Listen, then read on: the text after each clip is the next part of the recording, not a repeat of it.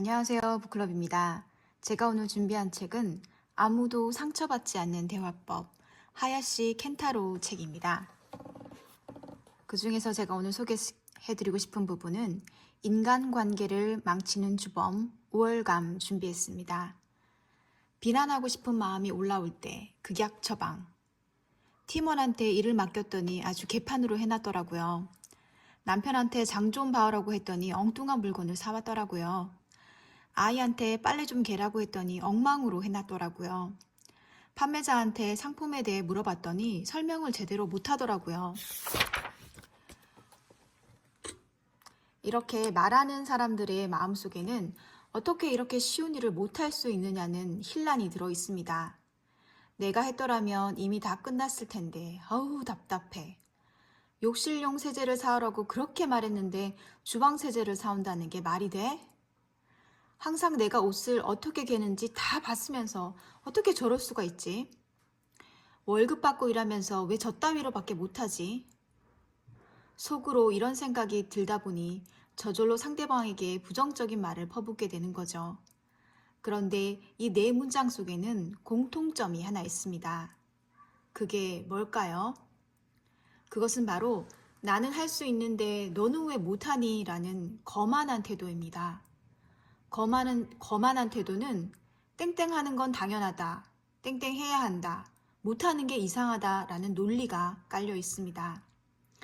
예를 들어 물건을 사러 갔다가 제대로 된 설명을 듣지 못했을 때 나라면 손님한테 저 사람보다는 훨씬 더 잘 설명해 줄 수 있을 것 같다는 생각이 들 수 있습니다. 이때 중요한 건 상대방이 나보다 지식이나 경험이 부족해 보인다는 것입니다. 그러다 보니 무심결에 내가 더 잘났다는 우월감에 취하게 되고 거만한 태도가 나오는 거죠. 언제든지 내가 약자가 될 수 있다. 그런데 곰곰이 생각해보면 내가 그 일에 조금 더 익숙할 뿐이지 상대방보다 더 잘났거나 뛰어난 것은 결코 아닙니다. 설령 사장과 직원 사이, 팀장과 팀원 사이라고 해도 마찬가지입니다. 두 사람의 관계는 회사 안에서의 관계일 뿐입니다. 내가 팀장이라고 해서 팀원보다 더 우월한 인간이기 때문에 그 자리에 있는 것은 아닙니다.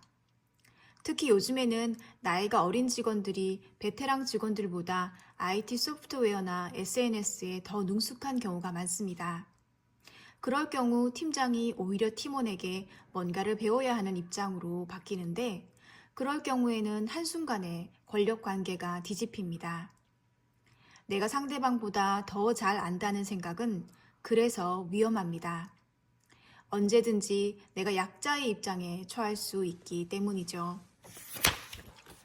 그러므로 상대가 일을 제대로 못할 때도 다음과 같이 행동하는 게 좋습니다.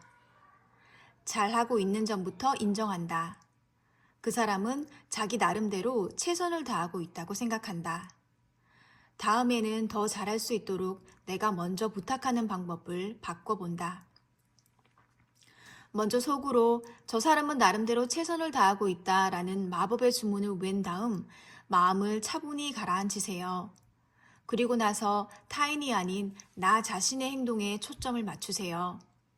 이때 과거형이 아닌 미래형 문장으로 다짐해 봅니다. 업무 상황을 매번 확인하고 진행시키자. 필요한 세제의 상품명을 정확하게 메모해서 건네자. 옷을 개는 방법을 자세히 알려주고 맡기자. 이 상품에 대해 잘 아는 사람이 있다면 자세히 물어보고 싶다고 요청하자. 이렇게 하면 부정이나 비난으로 시간을 보낼 틈이 없어집니다. 앞으로 내가 취할 행동에 에너지를 모으게 되기 때문에 건설적인 발상으로 이어질 확률이 훨씬 높아지는 거죠. 이것만 기억하자.